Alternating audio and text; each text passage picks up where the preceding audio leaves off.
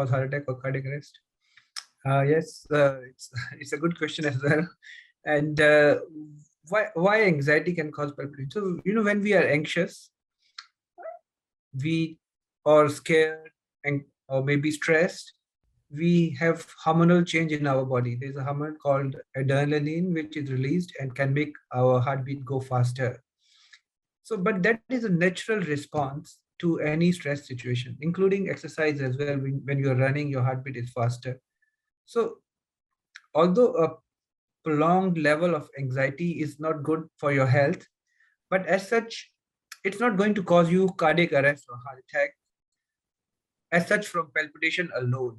But anxiety or stress is a risk factor for getting heart problem in future is just because of that stress level and hormonal changes in your body. It's not related to palpitation, but sometimes palpitation is the primary event and the anxiety comes because of palpitation. That means you have some rhythm problem like atrial fibrillation or SVT or fast heartbeat, which starts suddenly and you feel anxious because your heartbeat is faster. That situation is, I would say, more dangerous because here the primary problem is heart and the anxiety is the result of that heart problem. Oke, jadi ada pertanyaan bagus ini ya. Apakah kenapa nih anxiety bisa menyebabkan berdebar-debar ya? Ketika keadaan ini berjalan dengan waktu yang lama, apakah menjadi suatu hal yang berbahaya? Bisakah menyebabkan serangan jantung atau henti jantung? Ya, Dr. Davinder menjelaskan sebenarnya kalau kita tuh kadang-kadang deg-degan apa-apa agak khawatir ya, dan dari khawatir kita tuh terjadi kita berdebar-debar ya. Jadi ini sebenarnya tidak terlalu berbahaya karena memang biasa, tapi memang kalau dalam waktu yang panjang bisa menyebabkan penyakit jantung, tapi tidak pasti menyebabkan jantung henti ya. Jadi mungkin bisa menyebabkan karena kerja jantung kita makin keras. Yang bahaya itu ada kebalikannya ketika kita mempunyai berdebar-debar ya. Jadi population-nya dulu, habis itu kita gara-gara population kita merasakan agak khawatir, agak anxious. Ya itu berbeda dari situ karena mungkin kita sudah mempunyai sebuah gejala atau mempunyai kondisi aritmia atau gangguan irama jantung yang kita tidak sadari. Jadi kita berdebar-debar dulu, baru kita anxious. Ya itu mungkin kita harus lebih cek lebih lanjut ya gimana, karena itu mungkin bisa lead atau bisa mengakibatkan jantung kita tuh tiba-tiba berhenti di suatu hari nantinya.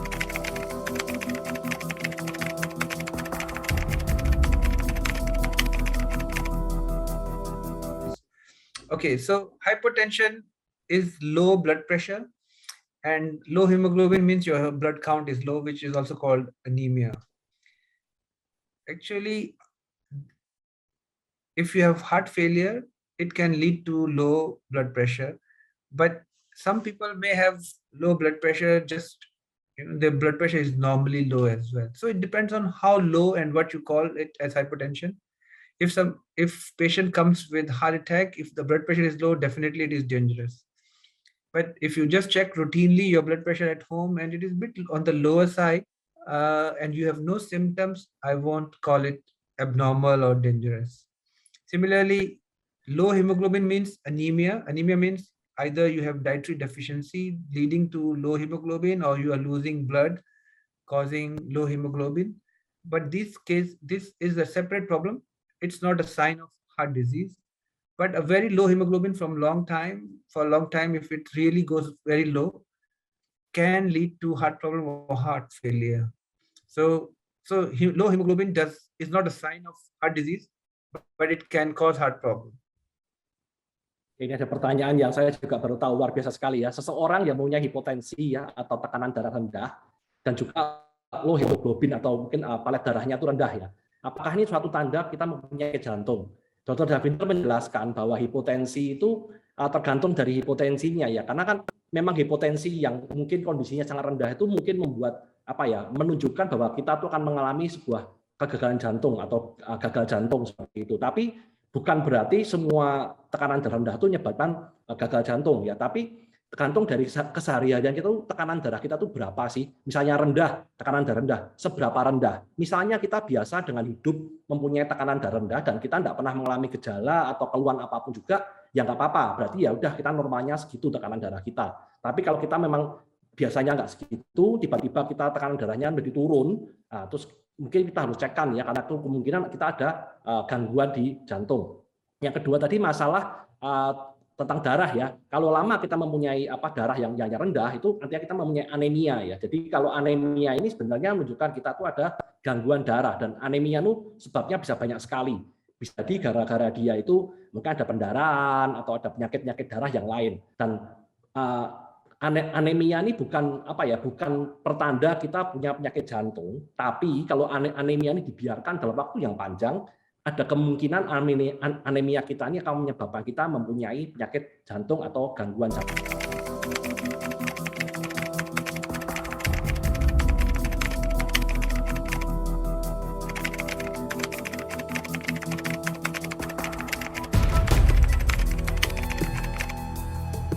Can also cause weight gain.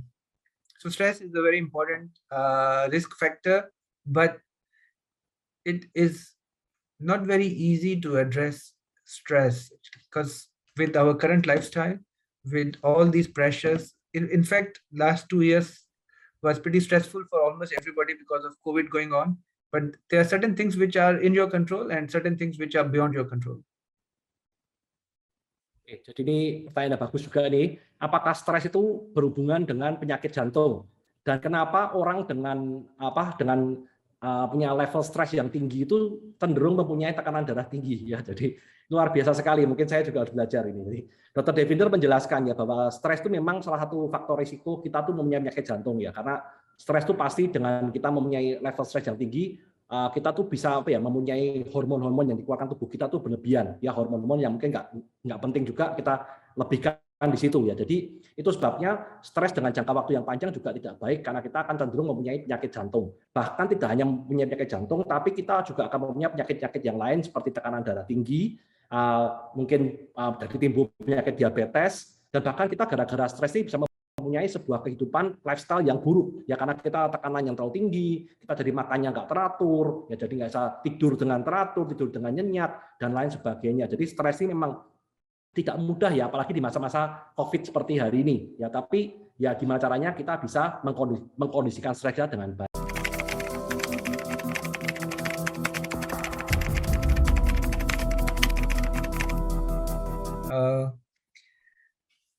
If you don't have symptoms, that means if you don't feel abnormal palpitation, honestly, you don't really have to feel your heartbeat then.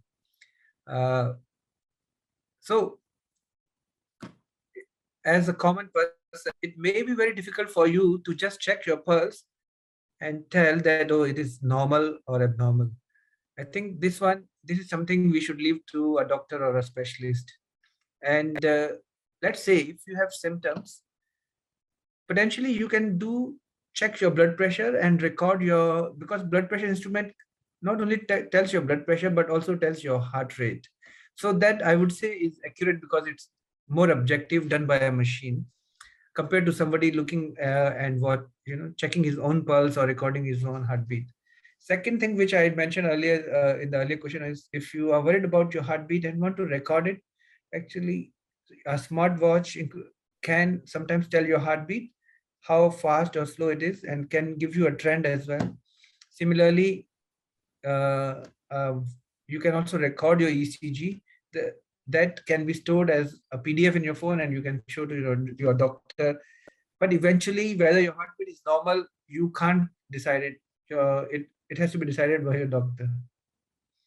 Oke, ini pertanyaan yang sangat luar biasa sekali ya. Jadi bagaimana nih cara kita tuh membedakan detak jantung tuh yang mengkhawatirkan atau yang tidak ya? Karena untuk kita sebagai orang umum ya, detak jantung itu rasanya sama semua. Dan seseorang memberitahu yang bertanya ini bahwa kita bisa ngecek detak jantung kita dengan menaruh tangan kita tuh di arm, mungkin bukan di arm, maksudnya di wrist ya, di wrist itu di pergelangan tangan ya. Apakah ini akurat dan bagaimana melakukannya? Dan Dr. Devinder menyatakan memang sebenarnya untuk kita tuh mendeteksi sebuah detak jantung yang nggak normal itu tidak mudah ya. Jadi memang sebaiknya kita ketemu dokter untuk memastikan detak jantung kita tuh normal atau tidak normal ya. Jadi tidak bisa orang umum tuh memutuskan ini tuh normal, ini nggak normal. Kalau nggak ada gejala, nggak ada keluhan-keluhan tertentu ya udah kita diemin aja. Tapi begitu ada gejala, keluhan ya kita sebaiknya ketemu dokter biar nanti ditentukan ini normal atau tidak. Nah, pertanyaan kedua itu masalah yang ngecek di pergelangan tangan ya, wrist ya, bukan arm. Jadi di wrist ini sebenarnya Dr. Devinder bilang tuh sebaiknya tidak dilakukan ya, karena kan kita ada alat itu yang buat ngecek tekanan darah itu ya, yang diputar di tangan kita, terus kita lihat tekanan darah kita berapa. Itu sebenarnya di situ kita bisa melihat detak jantung kita itu berapa. Dan itu lebih akurat dibanding kita naruh tangan kita di pergelangan tangan kita untuk ngecek. Jadi pakai itu aja kita bisa ngecek nih sebenarnya detak jantung kita tuh normal apa enggak ya. Nah, nanti bisa juga kita mempunyai, yang disarankan Dr. Davinder, mempunyai jam-jam elektronik yang smartwatch ya, yang pintar. Jam ini juga kita punya app ya yang bisa memantau pergerakan tren detak jantung kita ya, bisa naik atau turun, kita bisa save dalam bentuk PDF. Nanti ketika kita bertemu dengan dokter, kita bawa data-data ini untuk didiskusikan. Karena yang memutuskan detak jantung kita itu normal atau nggak normal itu hanya dokter. Kita sendiri nggak bisa memutuskan itu normal atau nggak normal. Harus ketemu dokter dan memutuskan.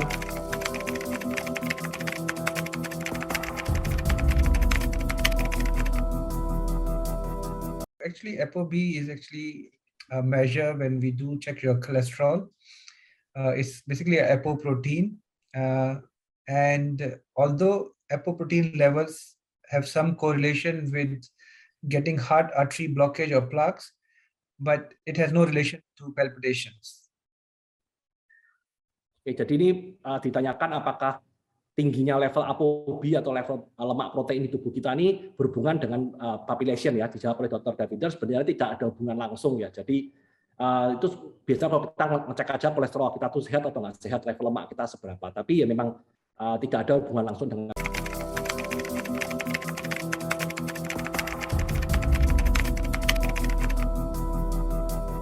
So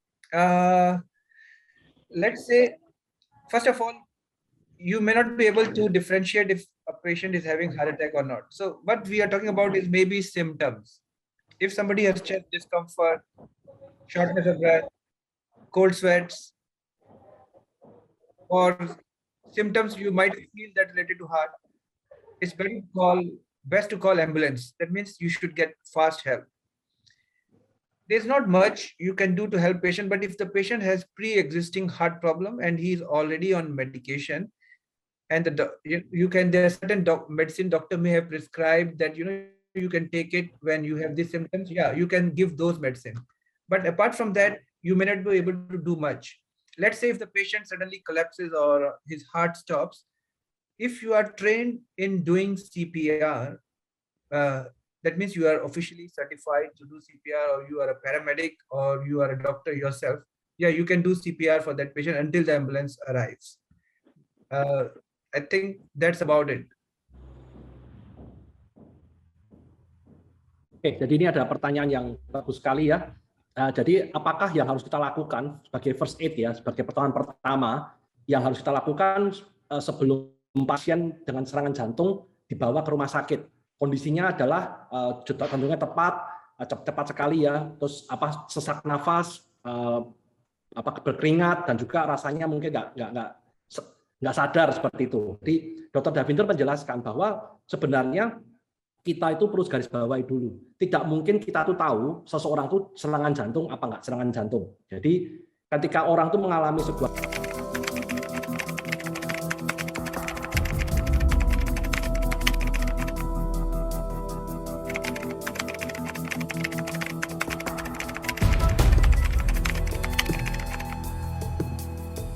detected early. Okay, so angina is chest pain resulting from lack of blood flow to parts of heart muscle. That means somebody has blockage in the heart muscles and heart arteries, and when person is doing activity or exercise, heart needs more blood, and because of blockage, there's not enough blood supply to that part of the heart muscle during activity, and you feel discomfort. That is angina. And arrhythmia is a separate problem. Arrhythmia means heartbeat is abnormal, fast or could be slow as well. So there are two different problems. But if you have blockage in your heart arteries and you have a arrhythmia, that means your heartbeat suddenly become too fast. That time, because of your blockage, you may not have enough blood flow muscle which it requires when it is beating fast. You may get angina together with arrhythmia. So how to detect it early? I think if you have symptoms, either angina or feeling of fast heartbeat, it is always better to see your doctor as early as possible. Oke, jadi ini ada pertanyaan yang bagus sekali ya, karena kan kita sering mendengar ya penyakit angin duduk, ya tiba-tiba orang mengalami henti jantung ya meninggal, ya angin duduk. Hubungannya apa nih angin duduk dengan aritmia dan bagaimana cara kita mendeteksinya secara awal ya. Jadi Dokter Davina menjelaskan bahwa angin duduk ya atau angina ini berbeda dengan aritmia, gangguan ritme jantung ya. Jadi ini dua hal yang berbeda. Ya, tapi perlu kita ketahui bahwa anggina atau angin duduk ini sebabnya biasanya karena kita itu kurangnya suplai darah ke jantung kita karena ada sumbatan ya. Jadi ketika jantung kita itu bekerja dengan keras membutuhkan suplai darah, tapi darah itu nggak nyampe karena ada sumbatan. Ya biasanya kita ada yang namanya angin duduk ini. Rasanya pasti di dada itu rasanya nggak nyaman seperti itu. Beda sama aritmia, itu kita rasa detak jantung kita itu nggak normal. Tapi ketika kita mengalami serangan angin duduk ya atau kita rasanya badan itu nggak enak. Kadang-kadang kita tuh juga merasa berdebar ya. Berdebar ini tuh gara-gara memang adanya angin duduk ini. Tapi sebenarnya ini sebenarnya dua hal yang berbeda. Jadi kalau kita memang mengalami hal gejala-gejala seperti ini ya sebaiknya kita segera ke dokter dan dicek apakah itu berbahaya. Karena nggak mungkin kita mendeteksi kita tuh akan ada serangan atau bagaimana. Sebaiknya kita memang ke dokter dan memastikan bahwa kondisi kita tuh. Terima kasih telah menyaksikan video ini. Dan jangan lewatkan video menarik lainnya dari channel Tekon TV. Sampai jumpa di video selanjutnya. Stay healthy with Tekon TV.